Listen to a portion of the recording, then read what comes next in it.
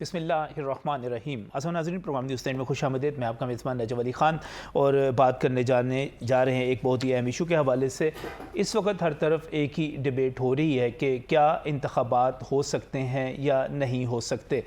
बहुत सारे लोगों से इसके हवाले से सवालात पूछे गए तो जो चीज़ें सामने आई हैं वो ये है कि इस वक्त अमन व अमान की सूरत हाल कुछ ऐसी है, और ख़ास तौर पर खैबर पख्तूनख्वा में होने वाले पेशावर में होने वाले बम धमाके के बाद ये चीज़ बहुत ही ख़तरनाक लग रही है कि आप इंतखाबी मुहिम किस तरह चलाएँगे। इस वक्त सूरत हाल ये है कि तकरीबन 100 अफराद जो हैं वहाँ पर शहीद हो चुके हैं खैबर पख्तूनख्वा में पेशावर में मस्जिद में होने वाले धमाके के बाद। हो चुके इंतखाबात आपने सिर्फ पंजाब में ही नहीं करवाने, इसके साथ साथ खैबर पख्तूनख्वा में भी करवाने हैं।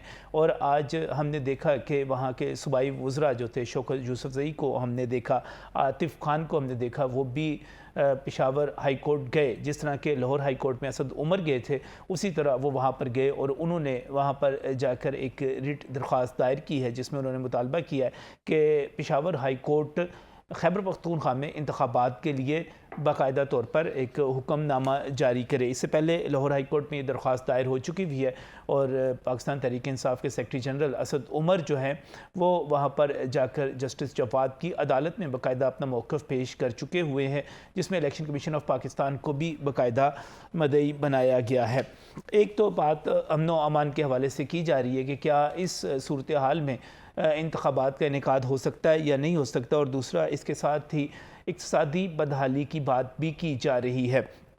इस वक्त सूरत हाल ये है कि पाकिस्तान के ज़र मुबादला के ज़ख़ायर इतने कम हो चुके हुए हैं कि अगर हम सिर्फ़ समुंदर में खड़े हुए अपने जो कंटेनर्स हैं जो हमने इंपोर्ट्स की हैं, अगर सिर्फ़ उनको ही क्लियर कर दिया जाए तो पाकिस्तान का ख़जाना खाली हो जाएगा। यहाँ पर ज़र मुबादला के ज़ख़ायर जो हैं वो सिफ़र पर पहुँच जाएंगे। जो इलेक्शन कमीशन ऑफ पाकिस्तान की तरफ से कहा जा रहा है कि हमें यहाँ पर इंतखाबात के लिए रकम चाहिए, रकम दरकार है, वो 55 अरब से ज़ायद रकम आम इंतखाबात के लिए मांगी जा रही है। और जब हम पंजाब और खैबर पख्तूनख्वा की बात करते हैं तो हमारे सामने जो फिगर्स आते हैं ये कोई 25 अरब से कम नहीं होंगे। अगरचे शुरू में 8-10 अरब की बात की जा रही है इब्तदाई तखमीना, लेकिन जब आप आधे पाकिस्तान में इंतखाबात करवाएंगे, 2 सूबे जो कि आबादी के हवाले से पाकिस्तान के बड़े सूबे हैं और ख़ुद पंजाब जो है आधा पाकिस्तान है, तो यहाँ पर जब आप इंतखाबात करवाएंगे, चाहे वो कौमी असम्बली के ना भी हों, और इसमें कौमी असम्बली के वो 33 हल्के भी आप 16 मार्च को देख लें, उनके इंतखाबात भी आने हैं, तो इन तमाम इंतखाबात के लिए पैसे कहाँ से आएंगे, ये भी एक बहुत बड़ा सवाल है। इसके साथ ही एक और सवाल भी रखा जा रहा है जो कि 100% आइनी सवाल है, और वो मरदमशुमारी के हवाले से है। पाकिस्तान में 2017 में मरदमशुमारी हुई थी, लेकिन उसके जो नताइज थे उनको मुस्तरद कर दिया गया था, और कौंसिल ऑफ कॉमन इंटरेस्ट का जो इजलास हुआ था, मुश्तरका मफादात की कौंसिल जो कि हमारा आइनी इदारा है, वो इमरान खान साहब की वजारत उज़्मा में हुआ था और असद उमर साहब ने उसकी सदारत की थी और उसके बाद उसकी ब्रीफिंग दी थी। उन्होंने ऐलान किया था, और ये इमरान खान साहब की हुकूमत का ऐलान था कि जो अगले इंतखाबात होंगे वो नई मरदमशुमारी के बाद होंगे, और ये नई मरदमशुमारी जो है वो डिजिटल होगी। इस वक्त ज़्यादातरीन सूरत हाल ये है कि जो 1 फरवरी की तारीख़ थी उसको 1 मार्च तक मुंतकिल कर दिया गया है। आम इंतखाबात जो हों, मरदमशुमारी जो होगी वो 1 मार्च को शुरू होगी और वो 31 मार्च तक जारी रहेगी। उसके बाद 1 महीना आपको चाहिए होगा कि उनके नताइज को कंपाइल कर सकें। वो नताइज जब कंपाइल हो जाएंगे तो उसके बाद हल्का बंदियाँ होंगी। अगर हम आम इंतखाबात की तरफ देखें तो अक्टूबर तक हमें ये मरहला मुकम्मल होता हुआ नज़र आता है, लेकिन उससे पहले अगर आप ये चाहें कि पुरानी मरदमशुमारी पे अगर आप कराना चाहें तो आपकी मर्ज़ी है, लेकिन पुरानी मरदमशुमारी की सूरत हाल ये है कि 2017 की जो मरदमशुमारी थी वो हम मुस्तरद कर चुके हुए हैं, और उससे पहले 1988 में कोई 35 बरस पहले की मरदमशुमारी है, और सारे जो है अंदाज़ों के ऊपर काम होते हैं, तो वो एक मरतबा फिर एक आइनी सवाल पैदा हो जाएगा। अब एक सवाल ये भी है कि गवर्नर पंजाब जो हैं उन्होंने अभी तक इंतखाबात की तारीख़ नहीं दी, गवर्नर खैबर पख्तूनख्वा ने भी दी, और वो कह रहे हैं कि आर्टिकल 105 जिसके तहत उन्होंने इंतखाबात की तारीख़ देनी है वो उस पर बड़ी अहम बात करें। वो कह रहे हैं मैंने असम्बली डिज़ोल्व ही नहीं की तो मैं तारीख़ क्यों दूँ। तो अब चौथी वजह आप देखें कि अगर गवर्नर तारीख़ ही नहीं देंगे तो फिर ये फ़ैसला ज़ाहिर अदालतों से आएगा, और अदालतों से कब आएगा 3 फरवरी अगली तारीख है, समाअत है पंजाब में लाहौर हाई कोर्ट में। अब आगे समाअत चलेगी, दिन कम होते चले जा रहे हैं, 90 रोज़ में इंतखाबात करवाने हैं, कैसे होंगे, क्या ये इंतखाबात हो रहे हैं, नहीं हो रहे, ये हमारा आज का बहुत ही अहम मौजू है जिस पर हम बात करने जा रहे हैं। ख़ास तौर पे आप इन तमाम चीज़ों को, वजूहात को जहन में रखिए कि इस वक्त अमन अमान की सूरत हाल नागफ्ता बे है। 100 शहादतें हो चुकी हुई हैं खैबर पख्तूनख्वा में, और हमने वहाँ पर जाकर इंतखाबात करवाने हैं, तो कैसे इंतखाबात हो सकते हैं। इक़्तिसादी बदहाली अपने अरूज पर है, हमें आम इंतखाबात के लिए 55 अरब दरकार हैं। ये 55 अरब रुपये, या अभी आप सिर्फ पंजाब और खैबर पख्तूनख्वा की बात करें तो कम से कम 25 से 30 अरब रुपये जो हैं वो हमारे पास कहाँ से आएंगे।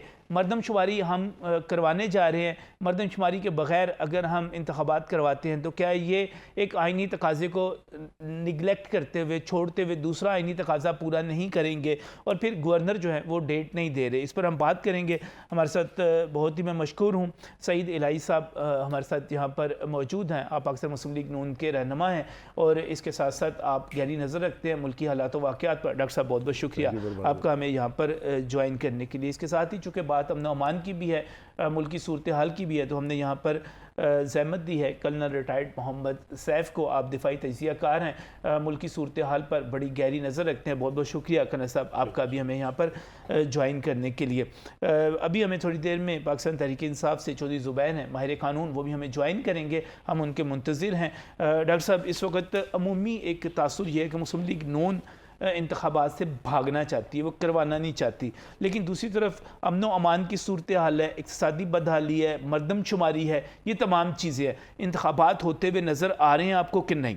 अच्छा, देखें, आपने अभी बात की है, देखें मुस्लिम लीग का मौक़िफ़ जो है वो क्योंकि उनके तर्जुमान ही सही तरीके से बयान कर सकते हैं जो मुकर्रर किए हैं पार्टी ने कि वो क्या सोच रहे हैं, क्या फ़ैसला करना है।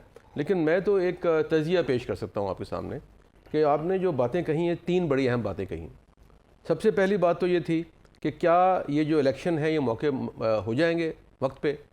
तो पाकिस्तान में जो हालात रहे हैं पिछले 75 साल में, वो आप देखें 1970 में भी इलेक्शन हो गए थे, मुल्क टूट गया था। उसके बाद 2090s में जब लगातार बम धमाके हो रहे थे तो 3 इलेक्शन हुए थे, जिसमें बेनज़ीर साहबा, नवाज शरीफ साहब बारी बारी प्राइम मिनिस्टर भी बने थे। उसके बाद फिर आपको याद है कि 2008 और 13 में पीपल्स पार्टी कंपेन कर रही थी कि केपी में उसे कंपेन नहीं चलाने दी जा रही और दहशतगर्दी का वो शिकार है। तो इस तरह तो अगर देखा जाए तो मुल्क में ये हालात, और मोहतरमा की शहादत के बाद भी ताखीर थोड़ी सी हुई थी उनमें इंतखाबात में, 3 माह की तकरीबन। हाँ जी, 2007 के एंड में होने थे, फिर 2008 में चले गए, शुरू में चले गए थे। तो मेरा ख्याल है कि जो हालात हैं वो तो इस मुल्क के ऐसे ही रहे हैं और इलेक्शन होते रहे हैं। तो अगर माजी देखें तो हालात इलेक्शन मुलतवी करने की कोई जवाज़ नज़र नहीं आता।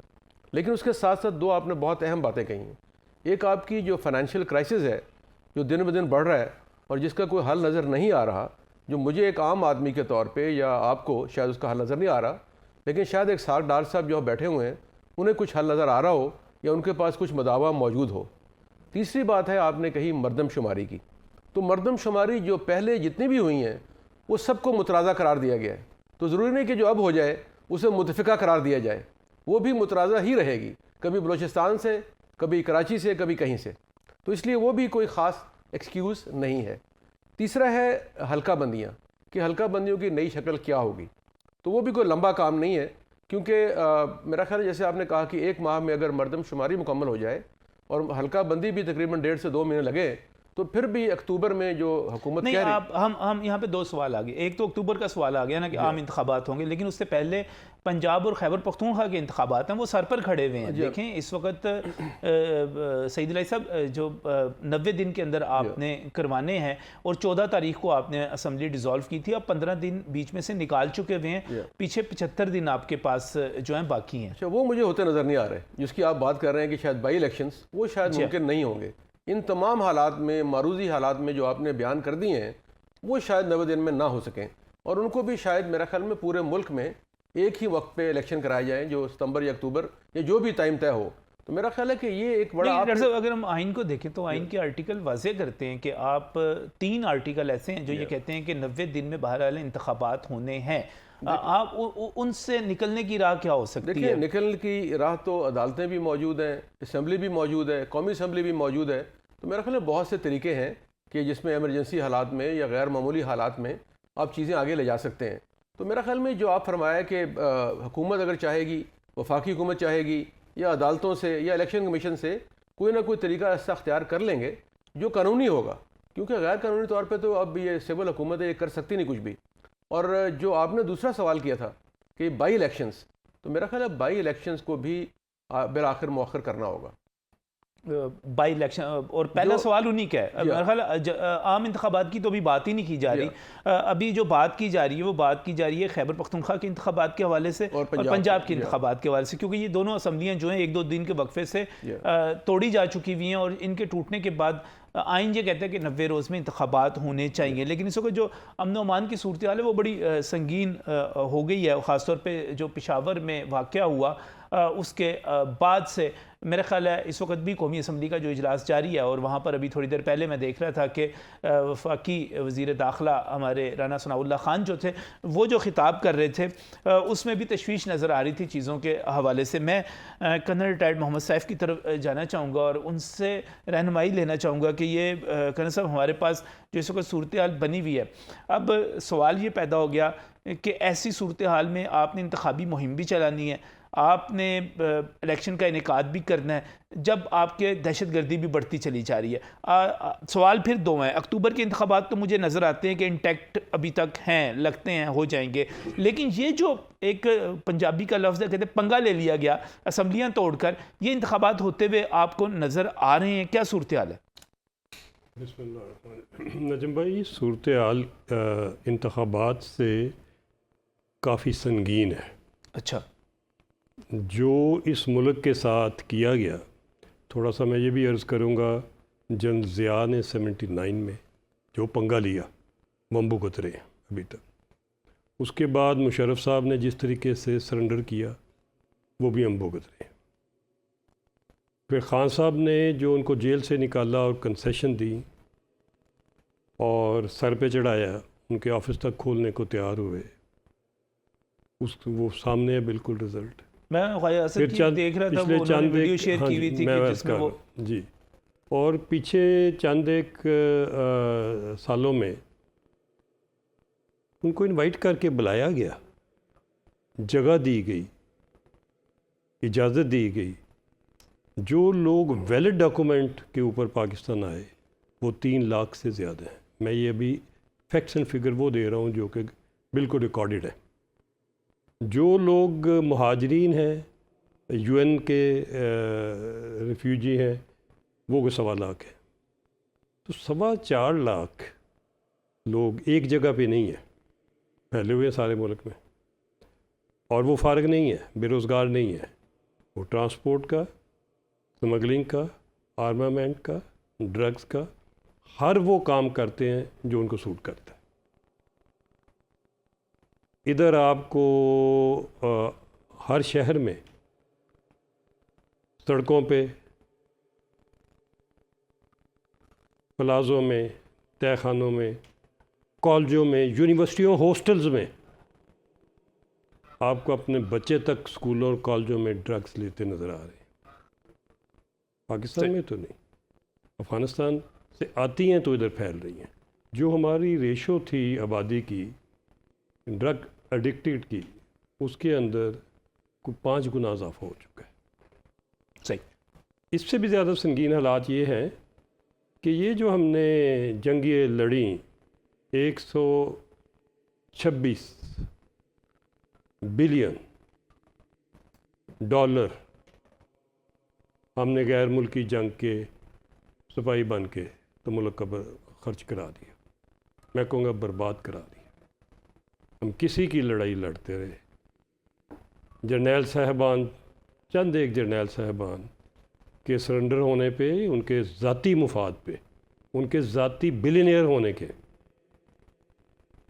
आज आप अकाउंट चेक करें मुशर्रफ साहब का, उनके वालिद सरकारी मुलाजिम भी रहे और बाकी उनकी जो इनकम थी, उनके वालिदैन की, उनको विरासत में क्या मिला, उनको नौकरी से क्या मिला, उनको जाते हुए उनके तमाम वाजबात जो फ़ौज ने दिए वो क्या थे, और जो उसके अलावा जगह जगह गैर मुल्की अकाउंट्स गिफ्ट हुए वो क्या थे, और फिर एक नई तरतीब आई उनके होते हुए कि वो 1 घंटे की तकरीर करें और $1 मिलियन ले लें।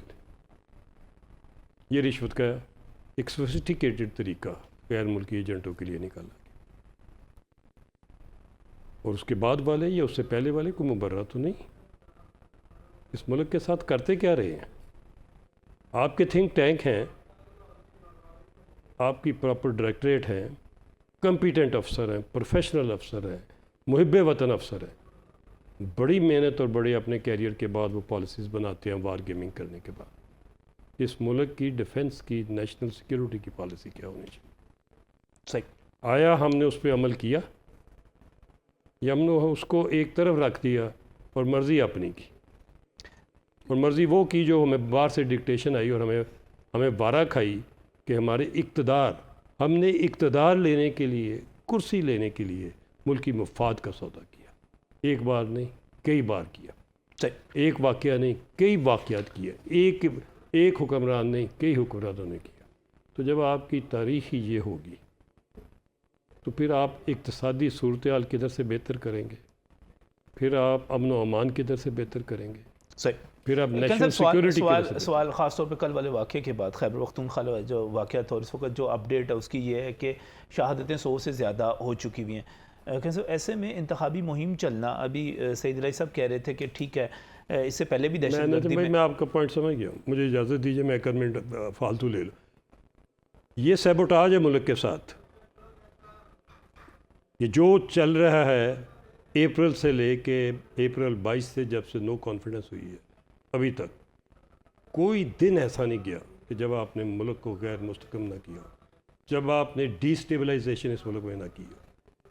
इतने $1 मिलियन रोज़ाना खर्च करते हैं, आते किधर से हैं? मेरा पता तो करें, फाइनेंस कौन कर रहा है? 100 से ज़्यादा जलसे हुए हर रोज़, तकरीबन हर हफ्ते में 2-2, 3-3 कोई जगह छोड़ी ऐसे कि जहाँ जलसा ना हो सियासी। मुल्क आपका आपने जब छोड़ा तो इक़्तिसादी तौर पे मुल्क आपने इतना नीचे दबा दिया कि उसके ऊपर डिफ़ॉल्ट का लफ्ज़ और दिवालिया होने का लफ्ज़ उसके साथ चलना सारी दुनिया में शुरू हो गया। तो इधर आप जलसा जुलूस कर रहे हैं, इधर आप एक दूसरे को गालियाँ दे रहे हैं, इधर आप जिन्होंने मुल्क को बचाना है, जो शहादतें दे रहे हैं, आप उनको क्रिटिसाइज़ कर रहे हैं, गालियाँ दे रहे हैं। आप शहीद हो रहे हैं, आप शहीदों को निशाना बना रहे हैं सोशल मीडिया पे। कौन सी कौम है हम? किधर से आए हैं हम? किसके मुफाद का ध्यान रख रहे हैं? कौमी मुफाद तो नहीं है।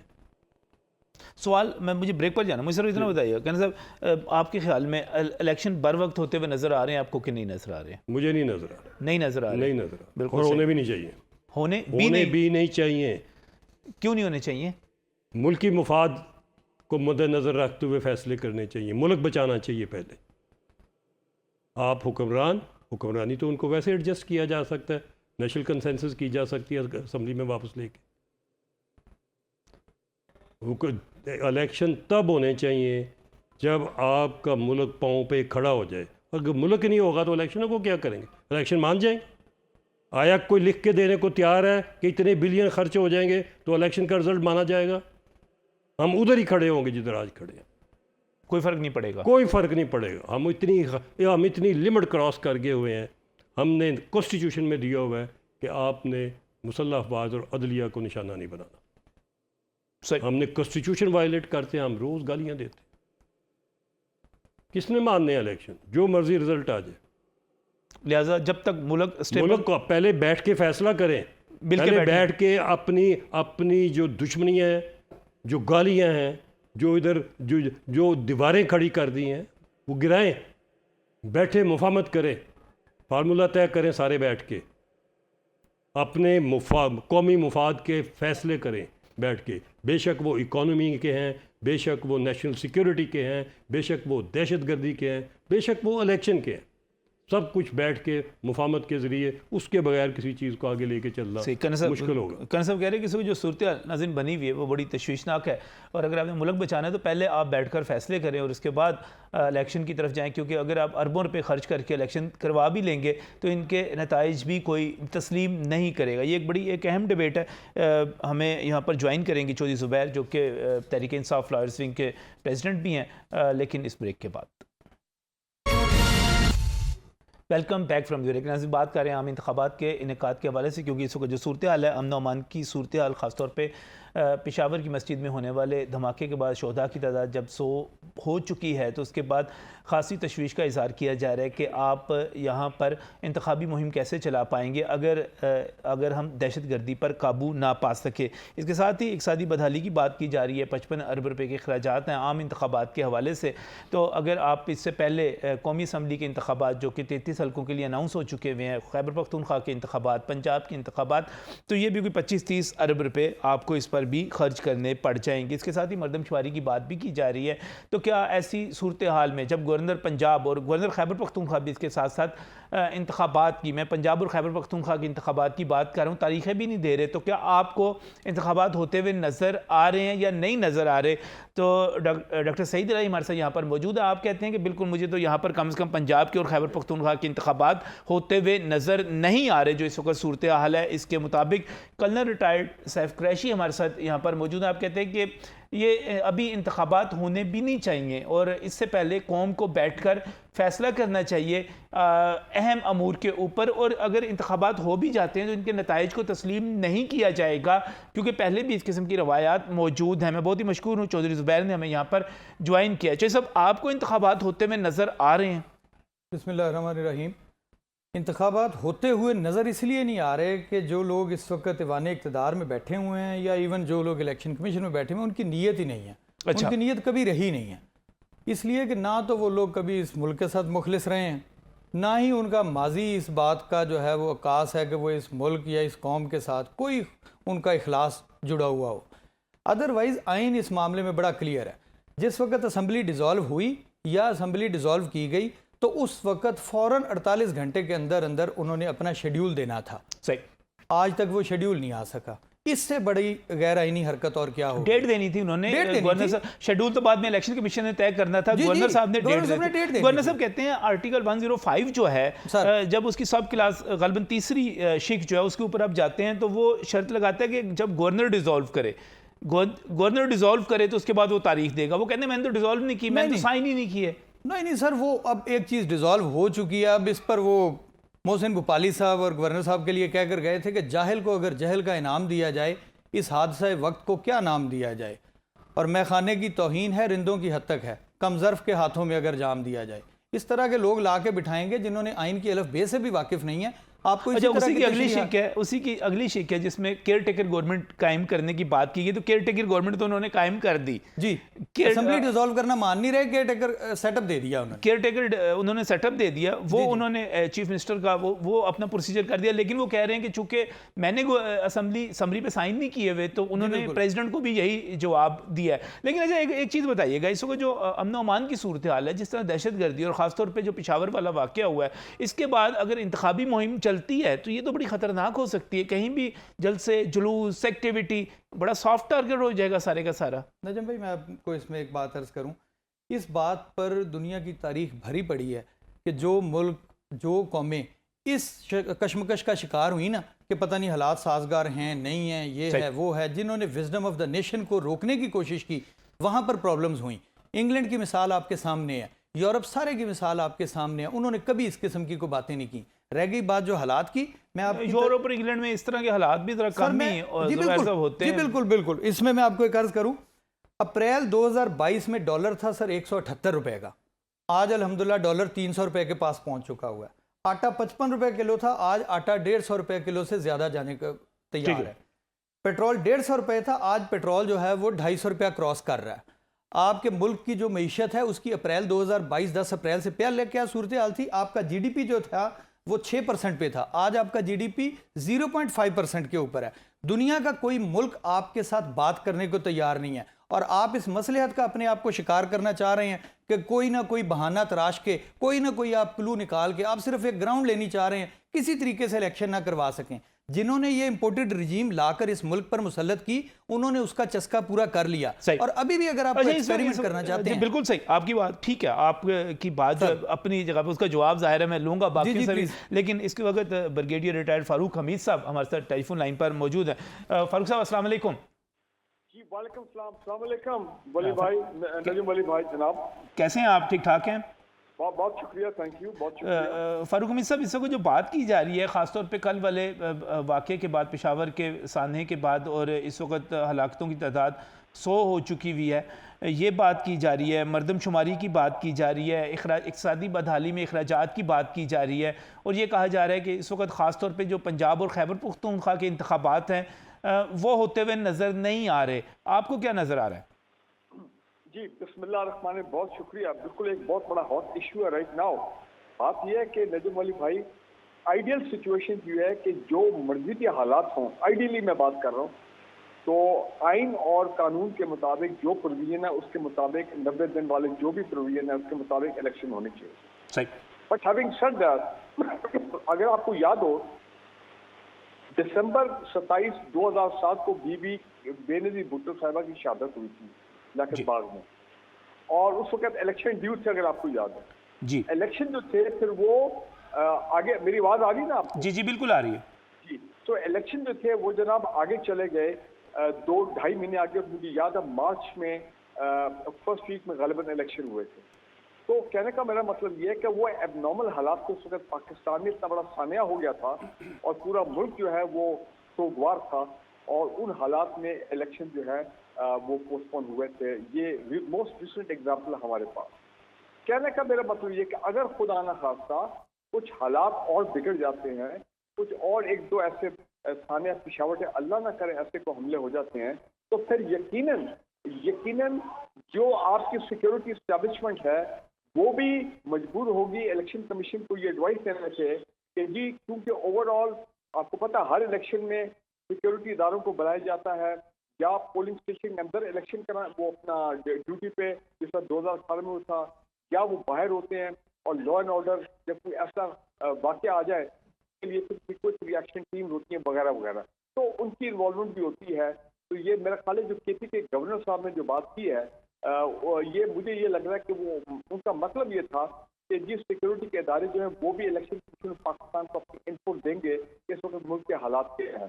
बाकी जहाँ तक पोलिटिकल इंस्टेबिलिटी है, इकोनॉमिक क्राइसिस है, वो तो आपको मालूम ही है। तो मेरा ख्याल ये है कि यहाँ पे इस वक्त बहुत सख्त अनसर्टनिटी पाकिस्तान में है, और जितनी जल्दी इस अनसर्टनिटी को खत्म किया जाए वो बेहतर है। और ये सारा सब कुछ हुकूमत के पास है, इन द सेंस कि अगर आप अपना हुकूमत और ECP और सिक्योरिटी के दायरे ये सारे महसूस करते हैं कि हालात बहुत ख़राब हैं, जिसका मैंने आपसे बात की है, तो फिर अगर इलेक्शन पोस्टपोन करने हैं जो भी तरीका है, तो उसका भी ऐलान जल्द होना चाहिए। क्या अगर बाई इलेक्शन पंजाब और KP में इलेक्शन कराने जरूरी 90 दिन में फैसला हो जाता है, उसका ऐलान भी बहुत जल्द हो जाना चाहिए, ताकि अभाम, एम्बिग्विटी, अनसर्टेनिटी बिल्कुल खत्म हो। हमें पता होना चाहिए कि भी RT का अक्टूबर में होंगे साहब इकट्ठे, या हमें पता होना चाहिए कि इन दो के या जो भी फैसला होता है ये होंगे 90 दिन के अंदर। और दूसरी इंपॉर्टेंट चीज़ ये कि इलेक्शन कमीशन जो है, आप देखिए उन्होंने जो 33 सीटों के ऊपर जो बाई इलेक्शन है नेशनल असेंबली का, उसका तो उन्होंने शेड्यूल भी जारी कर दिया है। गालिबन 6-8 मार्च को वो तमाम 16 मार्च को जी 16 मार्च को जी। सो कहने का मतलब ये तो अब एक फैसला देखें ना, ये अब एक फैसला होगा तमाम स्टेक होल्डर्स का कि हमने क्या करना है 2023 में, अभी करने हैं इलेक्शन या 2023 के एंड में करने हैं। अब IMF इस तक आज बैठा हुआ है, 9 फरवरी तक सारे मामला तय होने हैं। अब उसके बाद क्या सूरत हाल पैदा होती है, 200 अरब रुपए का मिनी बजट का भी कहते हैं अभी और भी आना है, गैस का हो गया, बिजली का हो गया, और बड़े टैक्सेस लगने हैं। IMF की जो रिक्वायरमेंट है उससे क्या मुल्क में हालात होते हैं, अवाम में परेशानी बेचैनी बढ़ती है, अवाम जो है उनका भूख और गुस्से में इजाफा होता है। जिस वक्त थोड़े बहुत अब हम वीडियो देख रहे हैं पिछले 3-4 दिन से, तो मैं ये समझता हूँ कि हम बड़ी डिफिकल्ट सिचुएशन में इस वक्त है, from the point of view of internal security, from the point of view of political instability, uncertainty और इकोनॉमिक क्राइसिस। और अब आप इसको कंक्लूड करते हुए फारूक साहब, ब्रिगेडियर फारूक साहब, ये बताइएगा, आपको होते हुए नजर आ रहे हैं, नहीं नजर आ रहे? खासतौर पे मुझे इलेक्शंस आप शायद इमीडिएटली नहीं, लेकिन मैं ये समझता हूँ कि अक्टूबर में तक इलेक्शन हो जाने चाहिए, बिकॉज उस वक्त तक जो भी हमने हालात पे काबू पाना है वो हमें काबू पा लेना चाहिए। अक्टूबर में तो जनरल इलेक्शंस होंगे ना, मैं तो पंजाब और खैबर पख्तूनख्वा की बात कर रहा हूँ जो कि अप्रैल में ड्यू हैं। नहीं, अब जो अप्रैल में ड्यू है, देखिए अब मैं 50-50 बोलूंगा, बिकॉज ये बिल्कुल 50-50 खबरें आ रही हैं। आपके मुताबिक 50-50 है, इलेक्शन होना ना होना आपके मुताबिक 50-50 है इस वक्त? बुक के मुताबिक होने चाहिए, चाहे बेशक जो भी दहशतगर्दी के हमले हों, जो भी हो, लॉ एंड ऑर्डर हो, बुक के मुताबिक आइडियली होने चाहिए। अगर देखें ना, रियासत के मामला तो चलते रहते हैं, लेकिन फिर एक एग्जाम्पल हमारे पास है, वो बेनजीर भुट्टो वाला, जो उनकी बहुत शुक्रिया ब्रिगेडियर रिटायर्ड फारूक हमीद साहब कह रहे थे कि मेरी नज़र में होने चाहिए, लेकिन 50-50 भी इसके साथ हैं। मुझे आप कह रहे थे कि बिल्कुल इनको करना चाहिए, मैं ये कह रहा हूँ कि रोकना कर रहा हूँ कि होने नहीं चाहिए सर। आइन का कोई कंसेंसस नहीं हो जाती तो नेशनल कंसेंसस तो हमारे कभी भी नहीं हो सकेगा सैफ साहब। नहीं, कभी जब ये कहेंगे नहीं होने, हाँ जी, तो नेशनल तो बैठ जाएंगे, फिर बैठ जाएंगे। मैं बिल्कुल क्लियर। अच्छा, कोई आइन का, मैं जय साहब आपकी तरफ आ रहा हूँ दोबारा, मुझे बताइए। जिस दिन टोटल जवाब मिल गया, उस दिन कोई हल निकालना पड़ेगा। ऐसे दोनों साइडें ब्लॉक करके नहीं बैठ सकते। जब जवाब मिल जाएगा इंतखाबात से, तो फिर इमरान खान साहब भी आगे बैठ। मैं तो बड़ा क्लियर हूँ, जुबैर साहब भाई बैठे हैं, मैं बड़ा क्लियर हूँ कि ये पहले बैठ के मेरे साथ मामला सारे तय करें, इक्तिसादी आए हुए IMF वाले वो भी तय करें, इकॉनमी का प्लान बनाए अगले 10 साल का। मुल्की, मेरा सिर्फ एक पॉइंट है, मुल्की मफाद को देखें। नहीं तो हम ये जो खेल रहे हैं ना, करीमुल्ला सबलीमुल्ला, ये वो तो हर रोज़ की डिस्टेबल, हर रोज़ हम मुल्क को नीचे गिरा गए, ये बंद करें नीचे गिराना। कोई आईनी रास्ता नजर आता है आपको इसमें? आईनी रास्ता यार, मेरी गुजारिश ये है कि पार्लियामेंट बैठी हुई है, अमेंडमेंट कर सकती है किसी चीज़ को। नहीं, पार्लियामेंट तो आइन में अमेंडमेंट करेगी ना 2/3 अक्सरियत के साथ। नहीं, तो वो 2/3 अक्सरियत तो नहीं है अभी, तो किसी के पास भी नहीं, पार्लियामेंट में तो नहीं है इस वक्त नहीं। जी। तो इस वक्त तो जो हालात हैं उसके साथ उनको बैठ के फिर वही बात आ गई कि बैठना ही पड़ेगा, बैठना पड़ेगा। बैठे बगैर, नेशनल कंसेंसस के बगैर नेशनल कंसेंसस। मेरा सवाल कुछ, क्योंकि मैं जब बात कर रहा था अमन अमान के हवाले से, या मैं बात करता हूँ मरदमशुमारी के हवाले से, या मैं बात करता हूँ काउंसिल ऑफ कॉमन इंटरेस्ट के हवाले से, जो कि फैसला हुआ था कि नई मरदमशुमारी के बाद खान साहब करके गए थे ना ये फैसला, नई मरदमशुमारी होगी, डिजिटल होगी, उस पर बुनियाद पे होगा। सर, कोई रास्ता है निकलने का?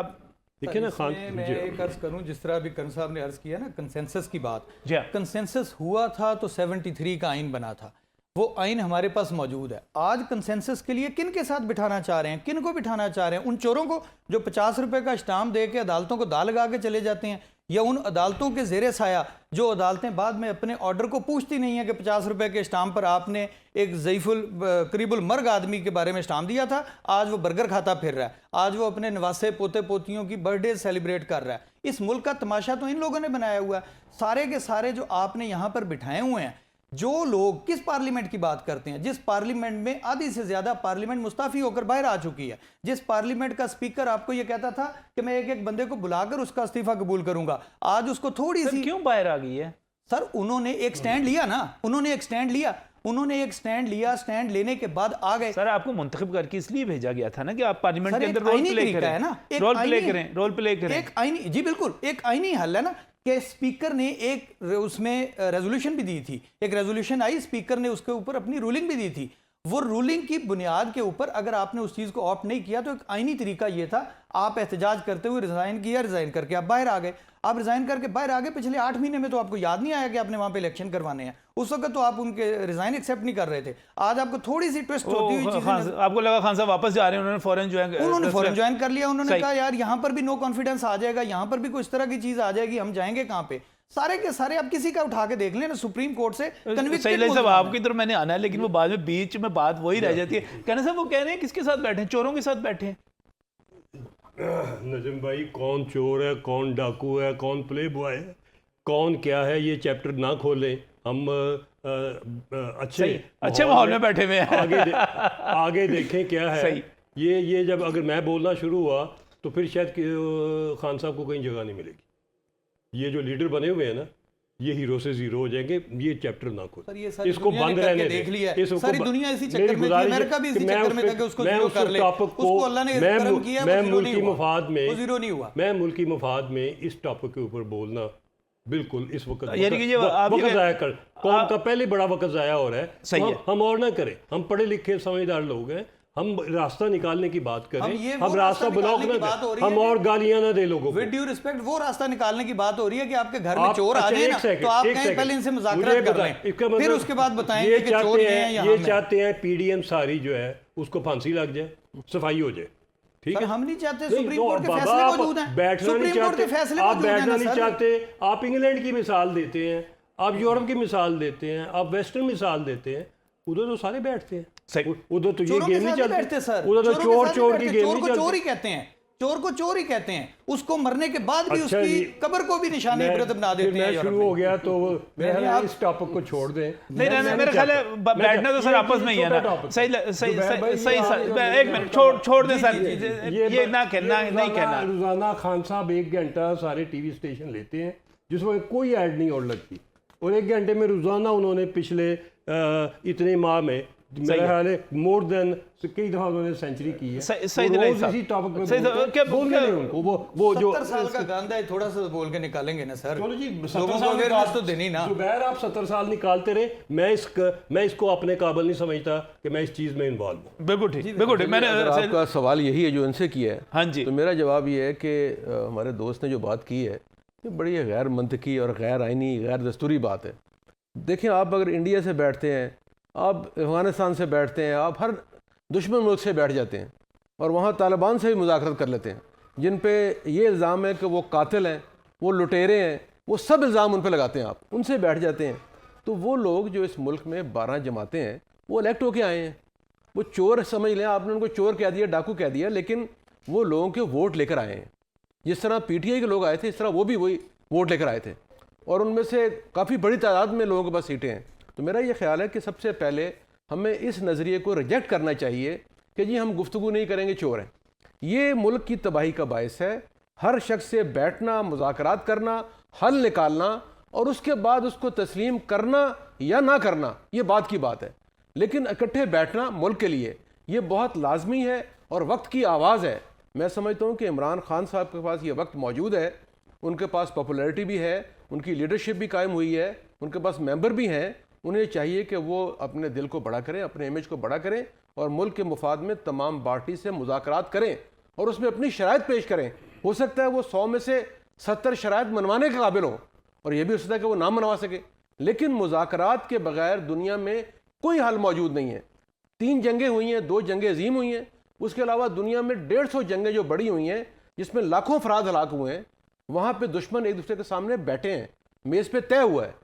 अब मैं ये समझता हूँ कि ये मेरे दोस्त जो ज़ुबैर साहब उन्होंने बात कही है, मैं उससे बिल्कुल इत्तेफाक नहीं करता। सही। और ये मैं इनसे रिक्वेस्ट करता हूँ कि ये बल्कि एक लॉयर के तौर पे अपनी लीडरशिप को इस बात पे आमादा करें, उनको इस बात पे फोर्स करें कि वो मुल्क के लिए इकट्ठे बैठे, तय करें और फैसला करें। चलें ठीक है, मजीद बात करेंगे, आपकी तरफ ही आएंगे, लेकिन इस ब्रेक के बाद।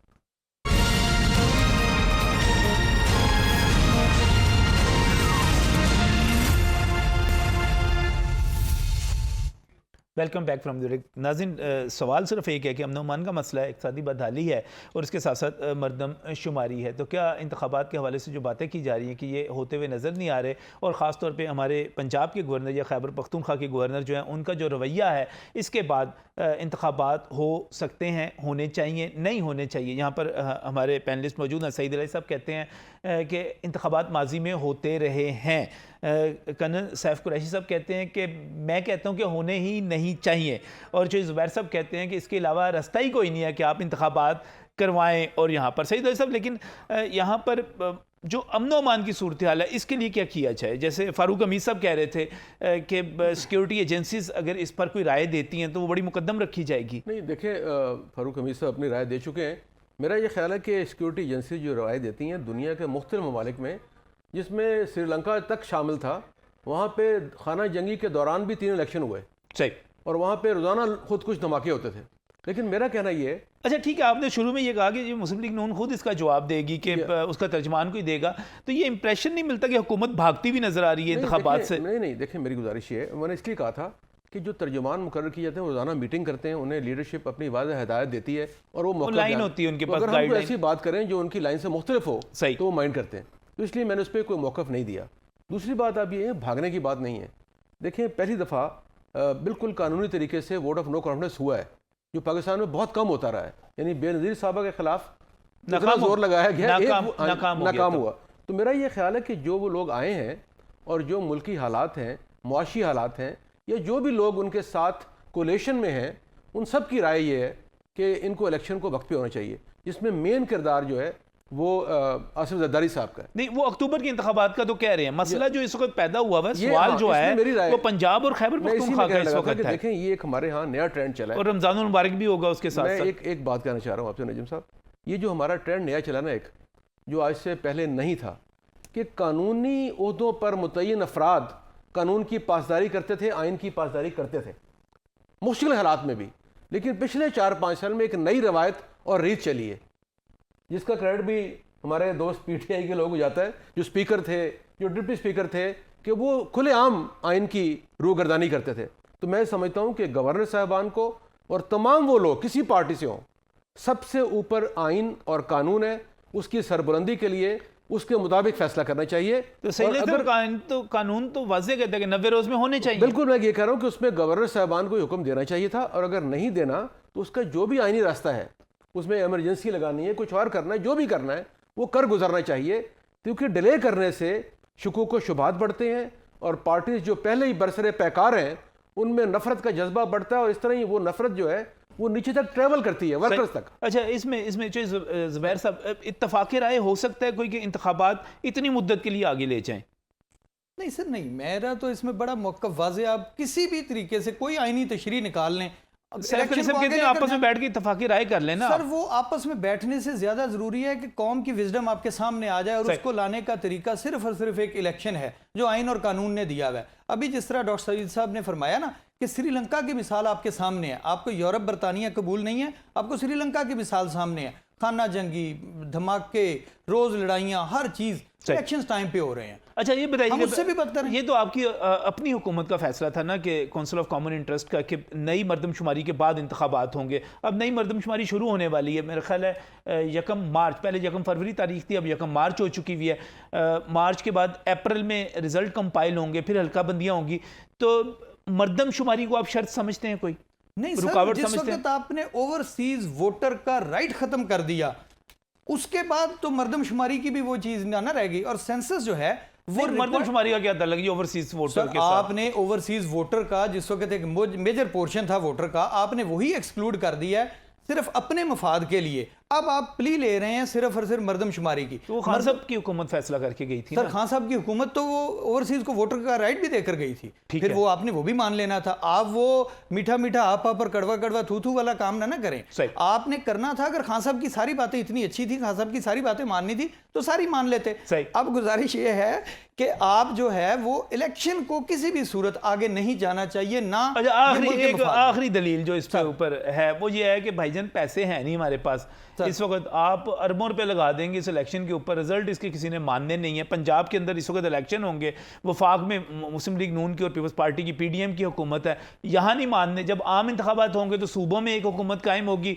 तो सूबों की हुकूमत के ऊपर आएगा जी ये असरअंदाज हो रहे हैं वफाक। तो इसका क्या हल क्या है? पैसे भी नहीं है, मानना भी किसी ने भी नहीं है। इसमें दो गुजारिशात हैं। एक तो अभी मेरे भाई डॉक्टर सईद साहब ने फरमाया था कि हमारी PTI को ये क्रेडिट जाता है, और वाकई वो क्रेडिट हम लेना चाहते हैं कि हमने इस मुल्क में बच्चे बच्चे को आइन और कानून की अलिफ बे पढ़नी सिखा दी। ठीक है। अब दूसरी गुजारिश उसमें ये, पैसे नहीं है। 12 जमातों का इत्तेहाद है, 12 जमातों के जितने हैं उन्होंने माशाल्लाह पिछले 50 साल में इतना कुछ इकट्ठा किया है कि अगले 1200 साल तक उनके बच्चे खा सकते हैं। थोड़ा सा इस मुल्क पर रहम करें, दे दें। और पैसे PDM दे दे, खर्चा इलेक्शन का। PDM खर्चा दे देना, PDM बर्दाश्त कर ले क्योंकि मुल्क से लॉयल है पिछले 40 साल सही, बिल्कुल कंक्लूड कीजिए गुजारिश सैफ अली साहब आखिरी जी मैं अर्ज करता हूँ नजम भाई, बदनीयती, मुनाफकत, बेईमानी और हुब्बुल वतनी तो बहुत दूर की बात है, सही। ये तीनों चीज़ें निकाल दें तो उसके बाद सोचें कि जितने आपने एक्शन लिए हैं पिछले 4 साल में, 4.5 साल में, सही। उनमें से कोई इस काबिल है कि वो आइन और कॉन्स्टिट्यूशन को पढ़ के तो बस हम उस पे ऊपर अमल करें, उसका बड़ा जोर दे रहे हैं 90 दिन में इलेक्शन हो, जब आपने असम्बलियाँ तोड़ी बदनीयती से कि इनको फंसाओ, ये खुद अमल नहीं किया आइन के ऊपर, तो आप कह रहे हैं आइन के ऊपर बात करें। आपने तो हर स्टेप के ऊपर ठीक, आपने पहले दिन पार्लियामेंट छोड़ के बाहर बहुत बहुत शुक्रिया, बहुत बहुत शुक्रिया, ये थी कि अंदर बैठे। बहुत बहुत शुक्रिया। सईद इलाही साहब कहते हैं कि आइन के मुताबिक होना चाहिए, अगर इलेक्शन नहीं भी करवाने तो आप इसकी एमरजेंसी है, जो भी आइनी रास्ता है उसको तलाश करें। सैफ कुरैशी साहब कहते हैं कौन सा आइन, कभी आइन पर अमल किया है जो आप आइन की बात करते हैं? और चौधरी ज़ुबैर साहब का वाज़ेह मौक़िफ़ है कि हमारे पास कंसेंसस की एक ही चीज़ है और वो पाकिस्तान का कॉन्स्टिट्यूशन है, हमें उसके मुताबिक चलना चाहिए और इलेक्शन करवाने चाहिए। श्रीलंका में भी तो हुए थे, ये उनकी दलील है और मामला आपकी अदालत में है। आप राय कायम कीजिएगा और हमें सोशल मीडिया पे कमेंट्स करते हुए बताइएगा भी। अल्लाह हाफ़िज़।